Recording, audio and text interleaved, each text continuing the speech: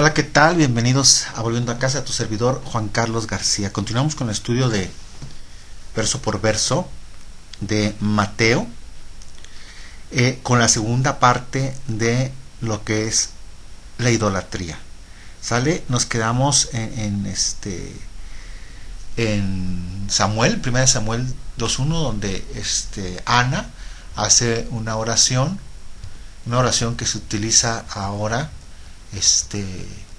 como una oración, que como si la Virgen María hubiera inventado esta oración. No, Ana menciona una profecía en esta oración, una profecía del Mesías, y podemos entender por qué María toma partes de esa oración para hacer lo suyo.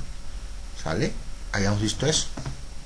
Y tiene que ver con esto porque tiene que ver con una profecía del Mesías. Y lo único que está diciendo, como dije en el video anterior, es que esa profecía, esa oración de la que habla Ana, es una profecía que se va a cumplir. ¿Sale? Bueno, como hemos visto y como mencioné en el estudio anterior, pues hemos estado analizando que en ningún momento se menciona en la Biblia un culto a María. No se ve ningún destello de algún dogma que se sostenga alrededor de María. Vamos a ver que si la Biblia no solo no menciona todos los dogmas que se mencionan en torno a la vida de María, sino que los contradice. Entonces, durante este estudio pues vamos a entender el origen del culto y vamos a analizar que ya en el Antiguo Testamento, estamos hablando de 600 años antes de Cristo, se mencionaba un culto a la reina del cielo. A los israelitas se les juzga por estar rindiéndole culto a la reina del cielo. ¿Cómo es eso? ¿Sale? Y vamos a ver quién es esa reina del cielo. Y vamos a ver que en el libro de los Hechos se menciona a otra diosa llamada Diana de los Efesios.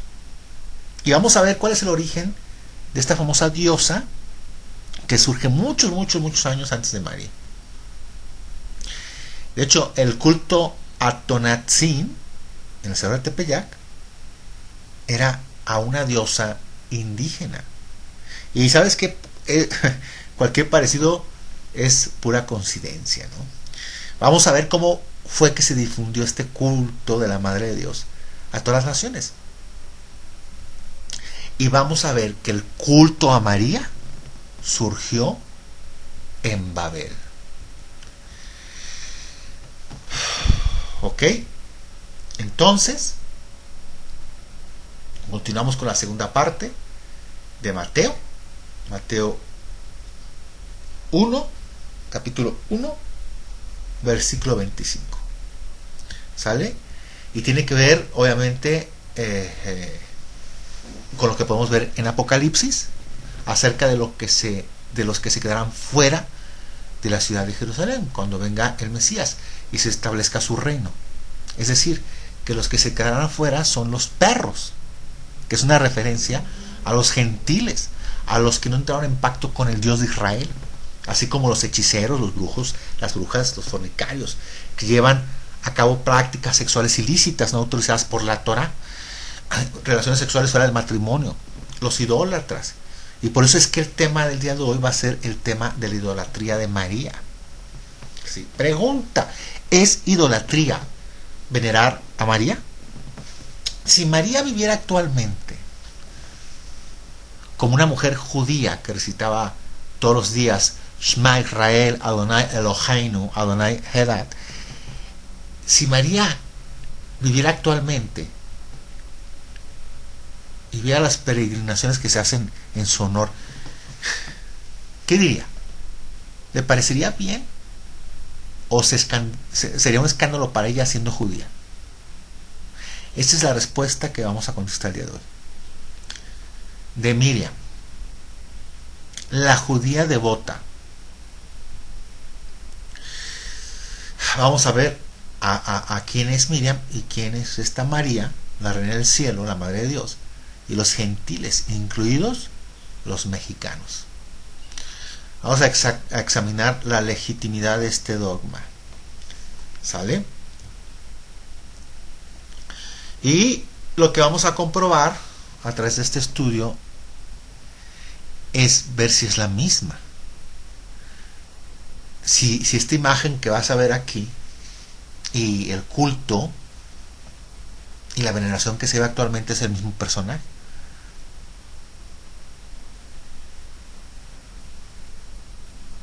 Eso es lo que la razón, sí, con sentido común, las profecías, las escrituras nos van a mostrar. Al final de este estudio se nos exhorta a usar nuestro sentido común y concluir por nosotros mismos si se trata del mismo personaje. ¿Sale? Ya hemos estado estudiando que una de las fuentes de mayor autoridad para saber acerca de María es la Biblia. En el estudio anterior vimos que Miriam, el nombre original de María, significa literalmente amargura o rebelión.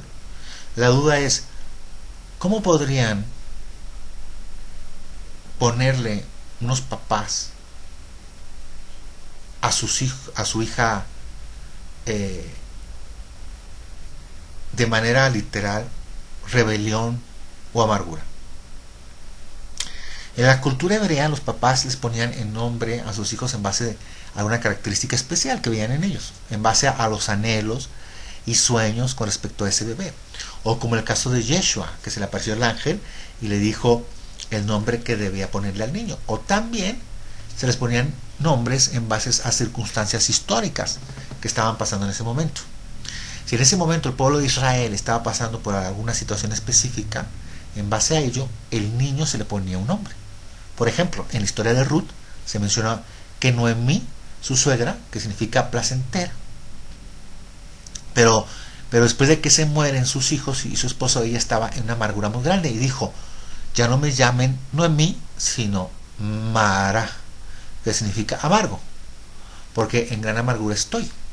¿Sí? En el caso de Miriam, no sabemos qué sucedió en la época en que ella nació, pero así le pusieron.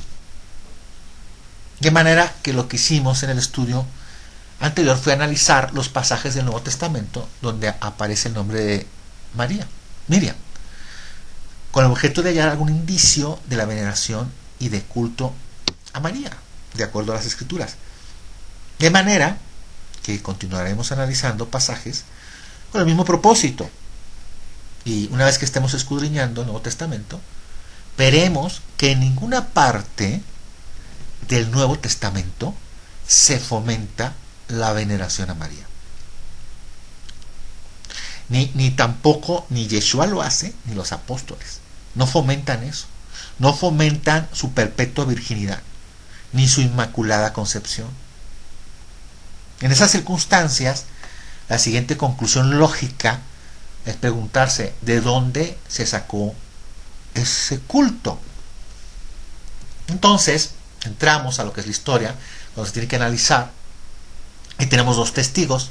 Tenemos el testigo de la Biblia y tenemos el testigo de la historia para rastrear el culto de María. Y cuando comenzamos a estudiar todos los pasajes del Nuevo Testamento que hablan de María, vemos que el primer dogma que derribamos al estudiar el tema fue el dogma de la perpetua virginidad. ¿Por qué? Porque vimos evidencias tras evidencias de los hermanos de Yeshua. Incluso los nombres de los hermanos de Yeshua, que se llamaron Jacobo, José, Simón y Judá. Eso lo podemos ver en Mateo 13:55.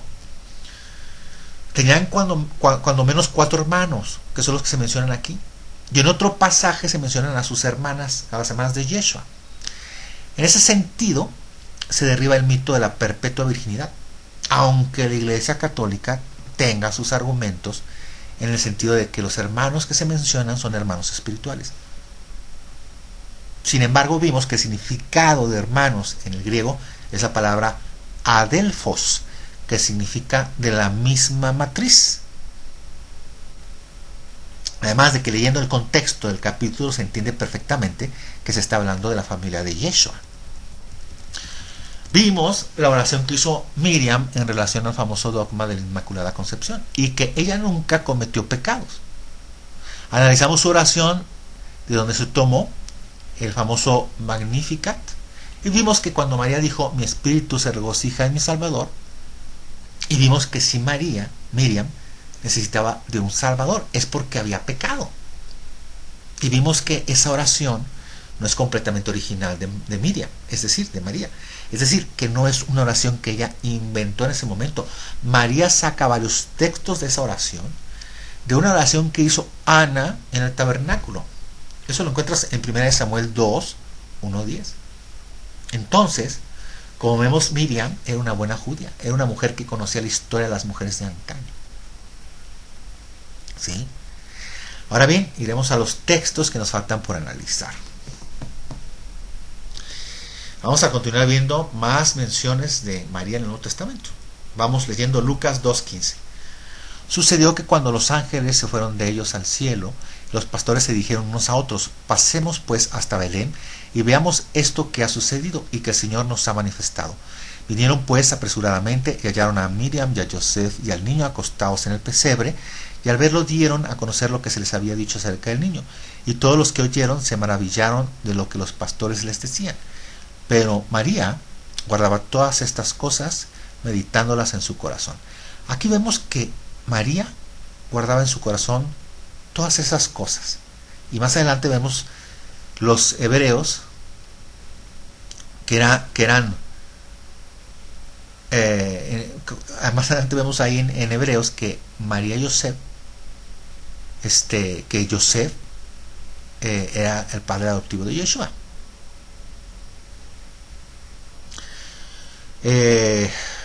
Lucas 2:21, vamos leyendo. Cumplidos los 8 días para circuncidar al niño, le pusieron por nombre Yeshua, el cual le había sido puesto por el ángel antes que fuese concebido. Y cuando se cumplieron los días de la purificación de ellos, conforme a la ley de Moisés, le trajeron a Jerusalén para presentarle al Señor.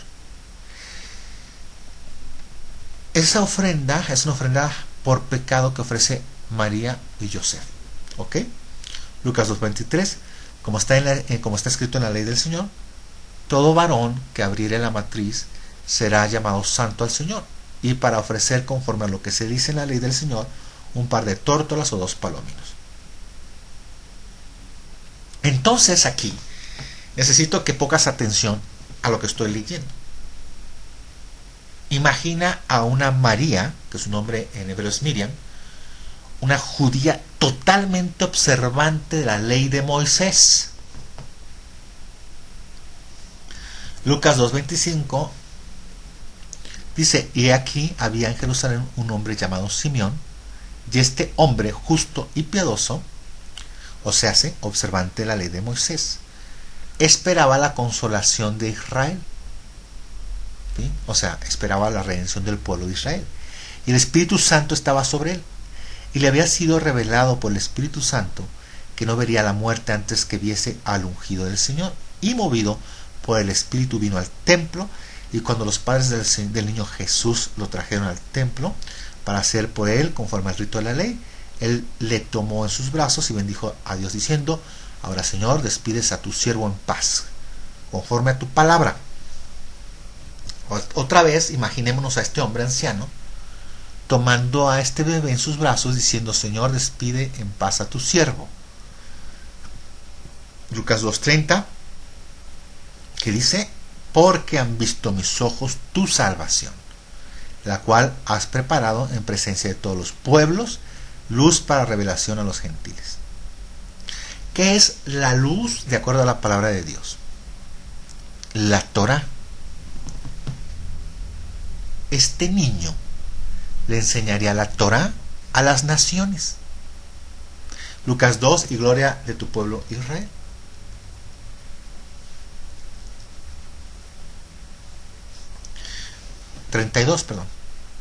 La cual, vuelvo a leer, porque han visto mis ojos tu salvación, la cual la ha preparado en presencia de todos los pueblos, luz para revelación a los gentiles y gloria de tu pueblo Israel. Ese niño tiene que traer gloria al pueblo de Israel. Eso es lo que ha hecho. ¿Será que el personaje que se ha estado adorando como Yeshua es el mismo del que se habla en este bebé? Una vez más vemos una usurpación aquí. Lucas 2:33. Y José y su madre estaban maravillados. José y su madre estaban maravillados de todo lo que se decía de él. Y los bendijo Simeón y dijo a su madre María: he aquí, este está puesto para caída y para levantamiento de muchos en Israel, y para señal que será contradicha. Este niño va a hacer que muchos tropiecen. Va a ser una señal contradicha, no entendida. Una señal que no se va a comprender exactamente. Lucas 2:35. Y una espada traspasará tu misma alma, para que sean revelados los pensamientos de muchos corazones. Este texto que acabamos de leer es una paráfrasis en la Peshita aramea, versión del arameo al español. Veamos cómo dice esta traducción.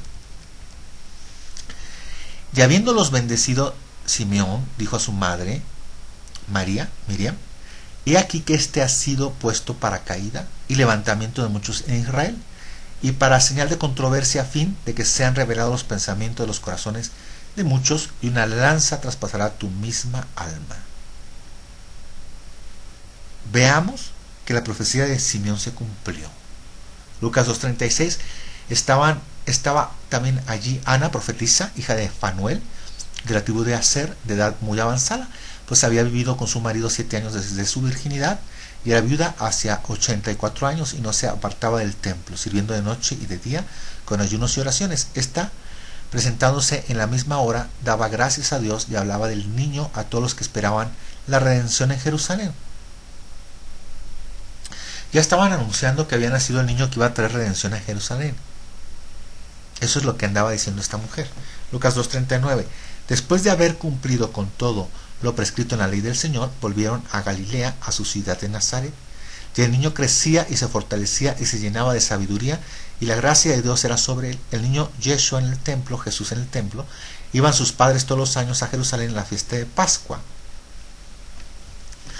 Una vez más, pon atención, vemos que los papás son muy observantes.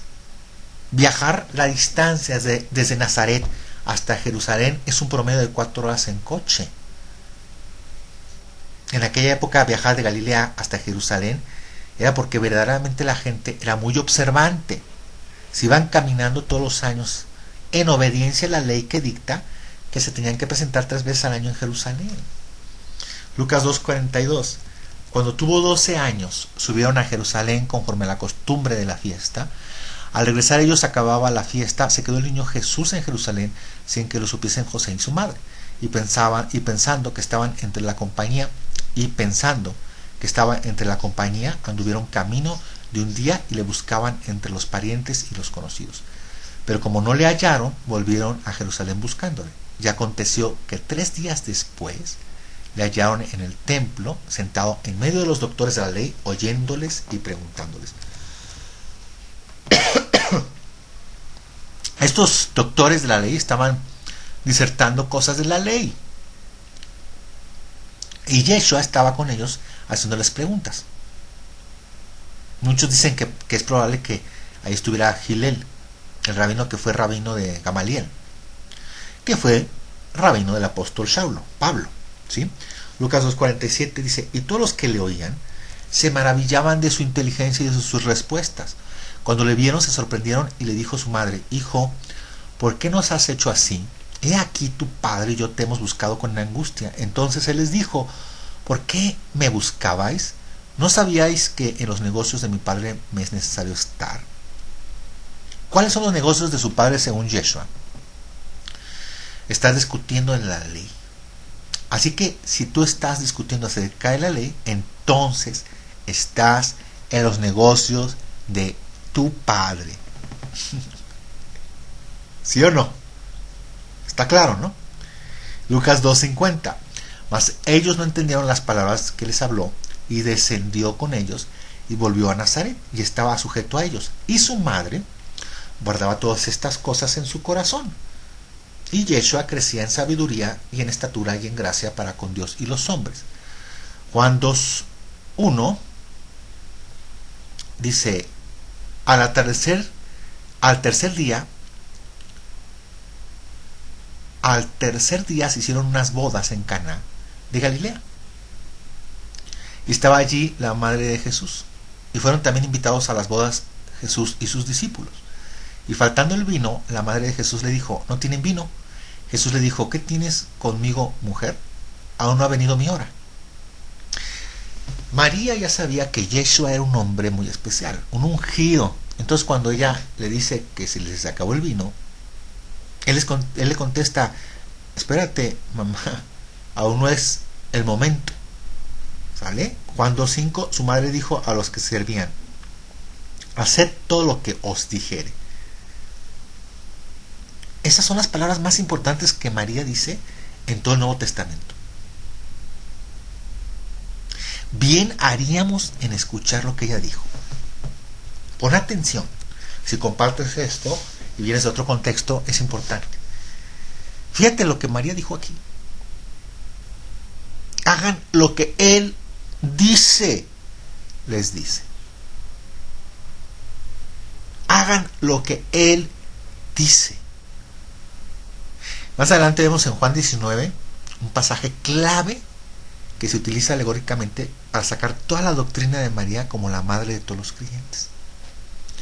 Juan 19:25 dice: estaban junto a la cruz de Yeshua, de Jesús su madre, y la hermana de su madre, María, mujer de Cleofas, y María Magdalena. Cuando vio Jesús a su madre y al discípulo a quien él amaba, que estaba presente, el apóstol Johanán, el apóstol Juan, dijo a su madre: mujer, he aquí tu hijo. Después dijo al discípulo: he aquí tu madre. Dice: aquella hora el discípulo la recibió en su casa. La escritura no dice nada al respecto, pero de acuerdo a la tradición, José murió prematuramente y ella se quedó viuda, se quedó sola y vivía con Yeshua. Aclaremos que esto no lo dice la escritura, sino que es parte de la tradición que cuando Yeshua muere se le encarga a su discípulo. De este versículo se toma para establecer por parte de la religión que María es la madre de todos los creyentes. Sin embargo, esto equivale a estirar mucho el texto.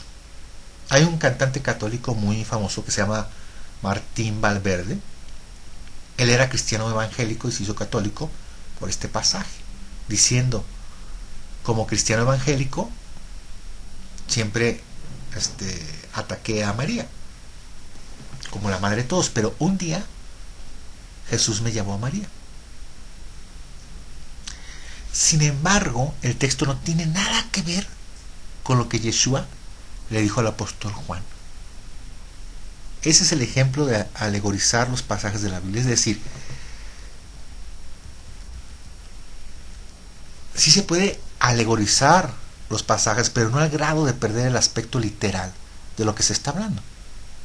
Ahí no está hablando de Martín Valverde, está hablando del apóstol Juan específicamente.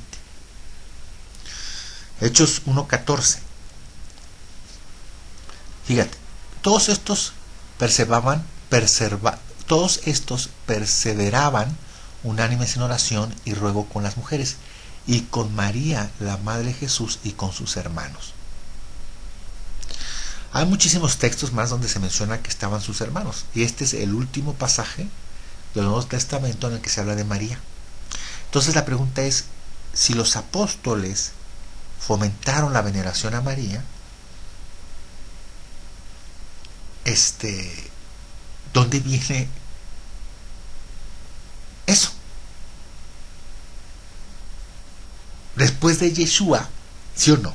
Después de Yeshua, a quien más tenemos que imitar es a los apóstoles. El libro de los Hechos se trata de las actividades de los apóstoles y ya no se vuelve a mencionar a María. Solo se menciona en el capítulo 1 y ya no hay más menciones de María.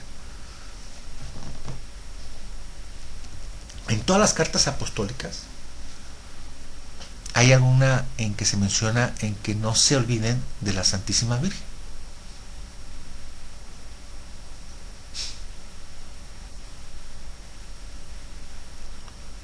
¿Sí o no? A ver, creo que no lo dije correcto. Más bien, sería pregunta. En todas las cartas apostólicas,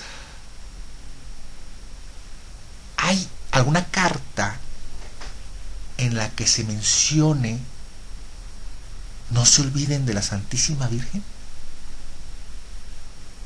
La respuesta es no, no se vuelve a mencionar.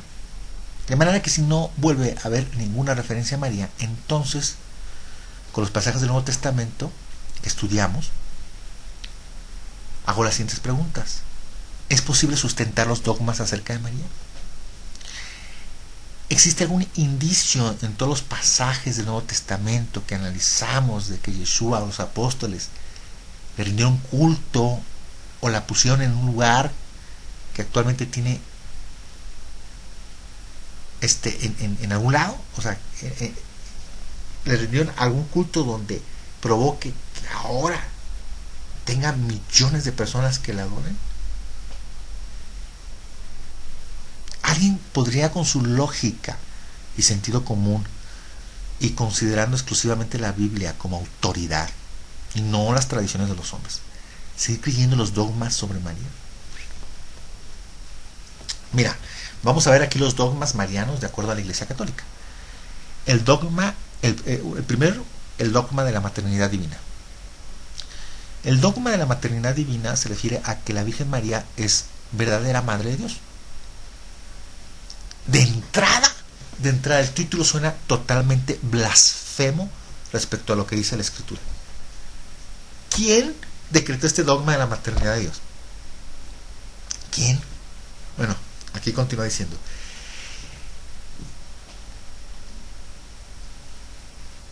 este dogma fue solemnemente definido por el Concilio de Éfeso en el año 431 después de Cristo. Ok. Es decir, los apóstoles no instituyeron este dogma. ¿Sale? Después dice aquí que fue confirmado por otros concilios universales, el de Calcedonia y los de Constantinopla, el de Éfeso del año 431, cuando fue Papa San Clementino, ¿sí? Del 422 al 432. Fue lo que ellos lo que dijeron fue: si alguno no confesare que el Cristo, el Emanuel, es decir, el Cristo, es verdaderamente Dios, y que por tanto la Santísima Virgen es Madre de Dios, porque parió según la carne al Verbo de Dios hecho carne, sea anatema. Anatema significa maldito. Entonces el dogma de la Iglesia Católica considera malditos a todos los que no aceptamos este dogma. Ahora veamos lo que dice el Concilio Vaticano II, que hace referencia del dogma así: desde los tiempos más antiguos, la bienaventurada Virgen es honrada con el título Madre de Dios, a cuyo amparo los fieles acuden con más súplicas en todos sus peligros y necesidades. Constitución dogmática Lumen Gentium 66. Este dogma sobre la deidad de Yeshua, de Jesús, se aborda en el estudio de Génesis 1:26, que recomendamos mucho que lo vean, lo estudien, para aquellos que quieran profundizar el tema, ¿no? Bueno, el siguiente dogma es la Inmaculada Concepción. El dogma de la Inmaculada Concepción establece que María fue concebida sin mancha de pecado original. El dogma fue proclamado por el Papa Pío IX el 8 de diciembre de 1854 en la bula Ineffabilis Deus. Es decir, que este dogma se creó muy recientemente. A los apóstoles jamás se les ocurrió enseñar esto. Y esto es lo que dice: mira, declaramos, pronunciamos y definimos que la doctrina que sostiene que la Santísima Virgen María, en el primer instante de su concepción, fue por singular gracia y privilegio de Dios omnipotente, en previsión de los méritos de Cristo Jesús Salvador del género humano, preservada, inmune de toda mancha de culpa original, ha sido revelada por Dios, por tanto debe ser firme y constantemente creída por todos los fieles. Veamos esta revelación que este Papa tuvo supuestamente de Dios, concuerda con las palabras de María que dice en Lucas 1, que dice, Lucas 1, versículo 46, entonces María dijo, engrandece mi alma al Señor, y mi espíritu se regocija en Dios mi Salvador, porque ha mirado la bajeza de su sierva. ¿A quién le vamos a creer? ¿Al Papa Pío IX o a la misma María de lo que dijo acerca de ella misma? Otro dogma es la perpetua virginidad. Este dogma se refiere a que María fue virgen antes, durante y perpetuamente después del parto. Y dice, ella es la virgen que concebirá y dará a luz un hijo, cuyo será Emmanuel. Sí, basado en Isaías 7:14, Miqueas, Mateo, etcétera, etcétera, ¿no? Y esta es la constitución dogmática Lumen Gentium 55, Concilio Vaticano II, que dice así, la profundización de la fe en la maternidad virginal ha llevado a la Iglesia a confesar la virginidad real y perpetua de María, incluso en el parto del Hijo de Dios hecho hombre. Es decir, que ni en el parto dejó de ser virgen, ¿ok? En efecto, el nacimiento de Cristo, lejos de disminuir, consagró la integridad virginal de su madre. La liturgia de la Iglesia celebra a María como la Ai Paternos, la siempre Virgen, 499, Catecismo de la Iglesia Católica. Pero ¿qué dice Mateo? Vamos viendo qué dice Mateo 1:25. Pero no la conoció hasta que dio a luz a su hijo primogénito.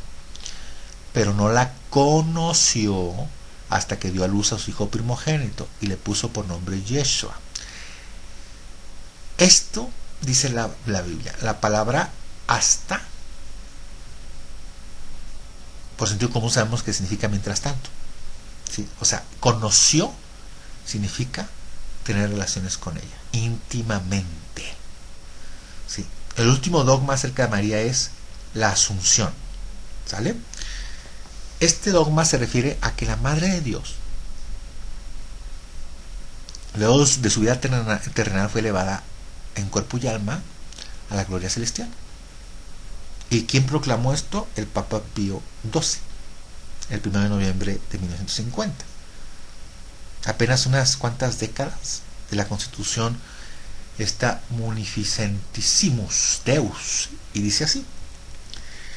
Dice, después de elevar a Dios muchas y reiteradas veces y de invocar la luz del Espíritu de la verdad para gloria de Dios, omnipotente, que otorgó a la Virgen María su peculiar benevolencia para honor de su Hijo Rey inmortal de los siglos y vencedor del pecado y de la muerte, para aumentar la gloria de la misma a augusta Madre y para gozo y alegría de toda la Iglesia, con la autoridad de nuestro Señor Jesucristo, de los bienaventurados apóstoles Pedro y Pablo, y con la nuestra pronunciamos, declaramos y definimos ser dogma divinamente revelado que la Inmaculada Madre de Dios y siempre Virgen María, terminando el curso de su vida terrenal, fue asunta en cuerpo y alma a la gloria del cielo.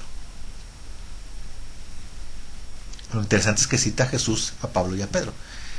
Pero, ¿dónde dicen ellos eso? Por último, este es más reciente y controversial, porque cuando Juan Pablo II dijo este dogma, se armó, cuando él dijo este dogma, se armó una tremenda bronca entre las iglesias católicas, cristianos ecuménicos y muchos cristianos protestantes, porque el decreto a María como corredentora de la humanidad, o sea, porque ella junto con Cristo son parte de la redención, es decir, que gracias a María tenemos redención. ¿Sí? Aunque es un dogma muy controversial en el catolicismo, ya se utiliza la terminología de corredentora para ella. Y quien usó este término por primera vez fue Juan Pablo II. Lo dijo: en virtud de la historia reciente, no es de poca importancia que Juan Pablo II, sin fanfarreas, pero de una manera totalmente pública, haya rehabilitado la palabra corredentora y la haya usado de forma análoga por lo menos 6 veces en declaraciones públicas, esto sin mencionar sus referencias más numerosas, aún del concepto que representa este término. Analicemos rápidamente la utilización que le ha dado a la palabra corredentora. En el saludo que dirigió a los enfermos después de su audiencia general del 8 de septiembre de 1982, el Papa dijo: María, aunque concebida y nacida sin mancha del pecado, participó de una manera maravillosa en los sufrimientos de su divino Hijo para poder ser la corredentora de la humanidad. La palabra corredentora implica muchísimas cosas, pero la Escritura, ¿qué dice al respecto? Isaías 45:21 dice: proclamad y hacerlos acercarse y entren todos en consulta. ¿Quién hizo oír esto desde el principio y lo tienen dicho desde entonces, sino yo el Eterno? Y no hay más Dios que yo, Dios justo y salvador, ninguno otro fuera de mí. Dios dijo que no hay quien salve, solo es Él el que salva. ¿Ok? 1 Timoteo 2:5, porque hay un solo Dios y un solo mediador entre Dios y los hombres, Jesucristo hombre.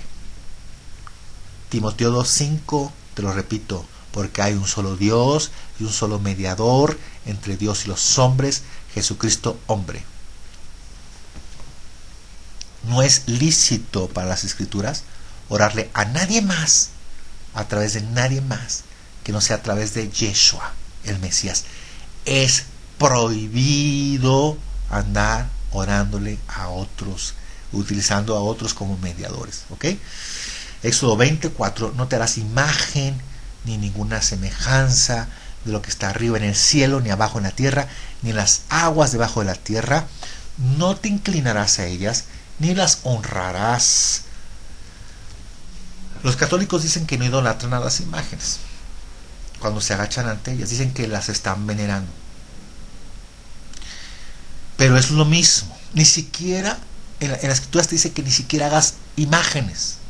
Éxodo 20, porque yo soy el Eterno tu Dios fuerte, celoso, que visitó la maldad de los padres sobre los hijos hasta la tercera y cuarta generación de los que me aborrecen. Si la Biblia no solo no enseña, o sea, la Biblia no solo nos enseña, sino contradice los dogmas acerca de María. ¿Por qué entonces? ¿Por qué hay tantos millones de personas en el mundo que lo hacen?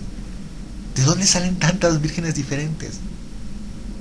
¿Por qué el culto a la Reina del Cielo o Madre de Dios es tan popular? A todas las culturas, hasta los asiáticos, hasta allá. ¿Por qué? En los países asiáticos adoran la imagen de una mujer con un niñito y no son católicos. ¿Por qué el culto a la Madre de Dios o a la Reina del Cielo es tan popular en todas las culturas? ¿Hay algún culto que exista anterior a María que simplemente haya usurpado su personalidad y haya introducido sutilmente al cristianismo, se haya introducido al catolicismo?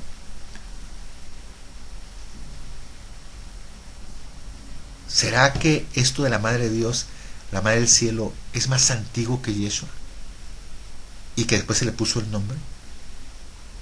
¿Será que la Miriam judía, mamá del Mesías judío, el Mesías de las Escrituras, no tiene nada que ver con el culto a la Madre de Dios o a la Reina del Cielo que ha llenado las naciones? No se pierdan el siguiente estudio, donde vamos a descubrirlo.